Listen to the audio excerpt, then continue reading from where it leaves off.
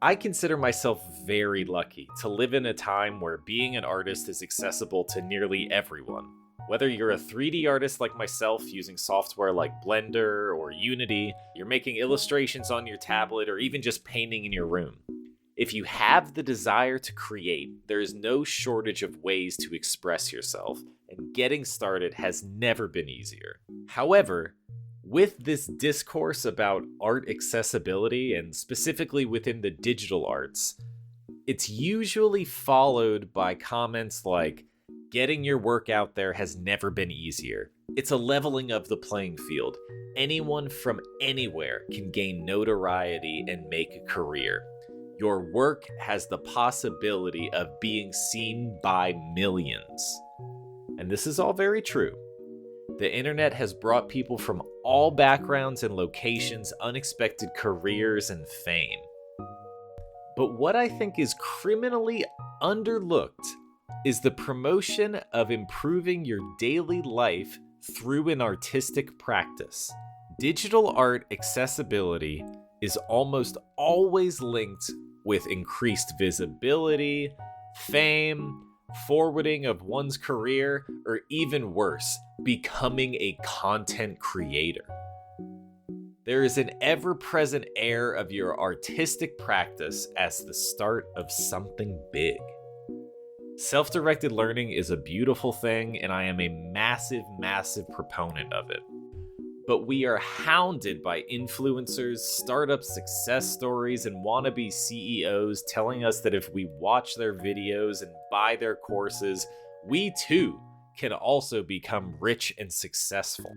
Now, I am not against trying to create the life that you want to lead. What I am against is the notion that there is only one way to lead a life. So that's why here and now, I want to proclaim that you should enjoy your obscurity as an artist.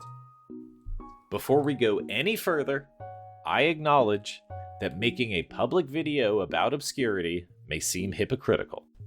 So I want to admit that I am a human also, and that I too desire to make a living doing what I love and have people from all over view my work.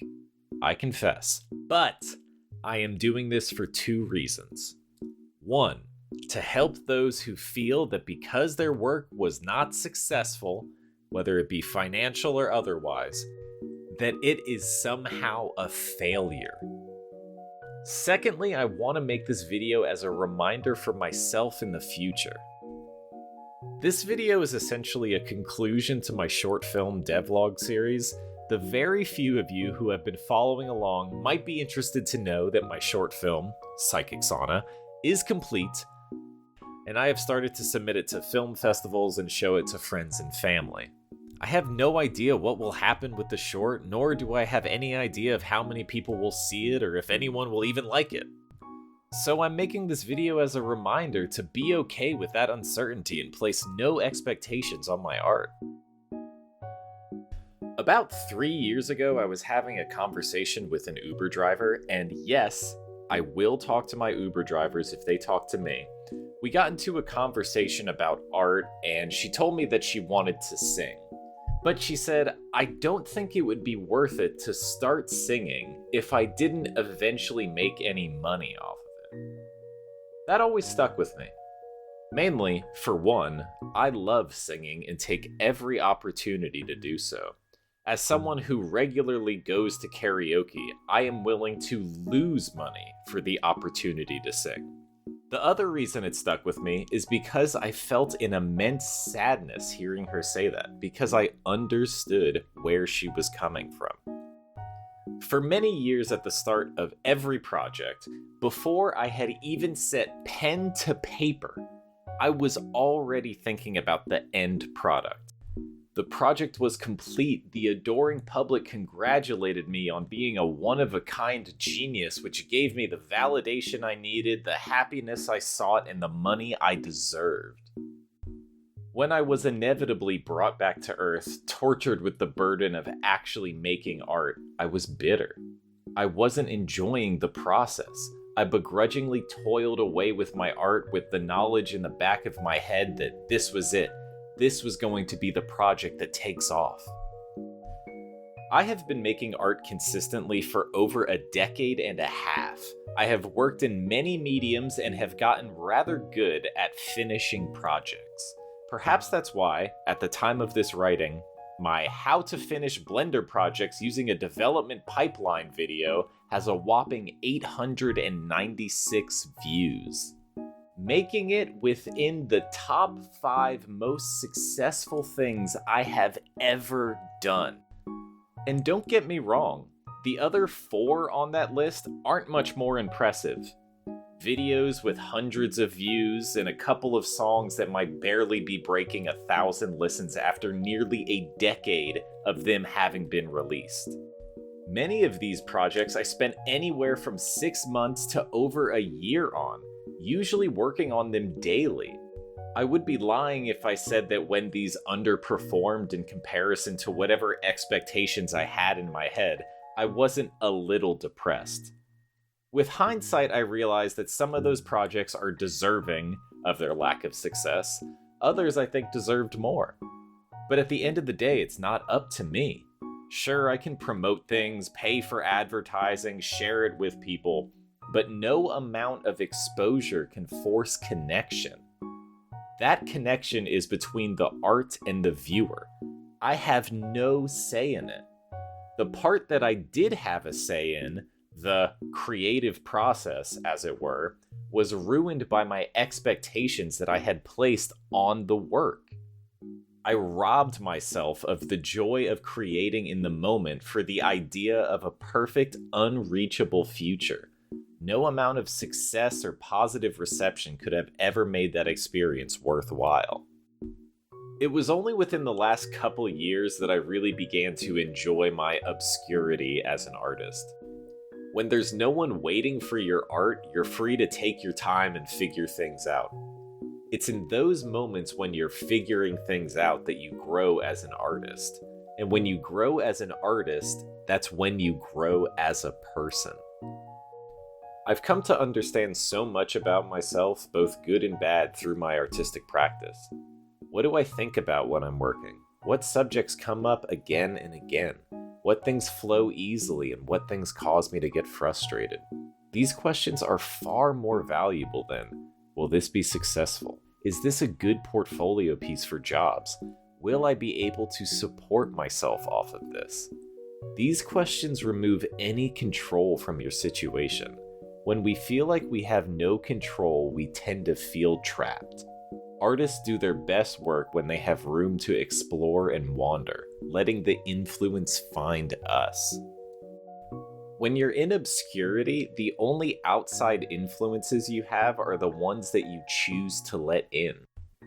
It's so common for new artists to start their practice in the public eye, immediately putting out their earliest works onto social media or sharing them with their peers, but that could very quickly lead to negative opinions about oneself based on reception, amount of attention it received or did not receive, or any negative feedback you may get. Even if what you share does do very well, then you will forever compare everything after the fact to what you have done previously. That comparison is usually what causes artists to regress and try and replicate their past successes. This, to me, is the greatest benefit of obscurity. Being able to learn and make mistakes without anyone being aware of them is so incredibly valuable. I'm sure many of you have a favorite YouTuber who quit YouTube or has talked about YouTube burnout. These videos always follow a similar pattern of excitement about their subject at first, then they get success in their field, then there's an ever-mounting pressure to perform, and finally exhaustion and dread about the things that they were initially passionate about. Many of these creatives are constantly thinking about their performance and replicating what was popular and growing their channels or creative practice larger and larger. This pressure kills creativity and turns our passions into products. Our culture only values material growth, and artists feel an immense pressure to create works of art that grow an audience as large as possible. However, the notion of creating something with as large an audience as possible is incredibly flawed. People's backgrounds, mood, age, taste, friends, income, all these have an effect on what art resonates with them. On top of all that, given the landscape we currently live in, there's a very high likelihood that the person who would resonate with your art may not even see it. Sometimes the world catches up, other times it passes you by. And the sooner you come to accept that both of those outcomes are okay, the more benefit your artistic practice will bring to your daily life. I don't want this to feel depressing. I want this to be liberating. When you realize there's no sure thing, it frees you up to create without interruption and without expectation. You can just have fun with the process of creation. Because really, that's all we ever have. If there is such a high degree of luck and chance built into creating a successful art career, then why not focus on the parts that you can control? By creating art with total freedom and no fear of public reception, you are giving yourself the greatest gift that art can provide: enjoyment of the present moment. You may put your work out there and it may be well received. It may even lead to a career for you, but there's only so much you can do about what comes after creation. So where does that leave us? Am I going to put out Psychic Sauna? Yeah.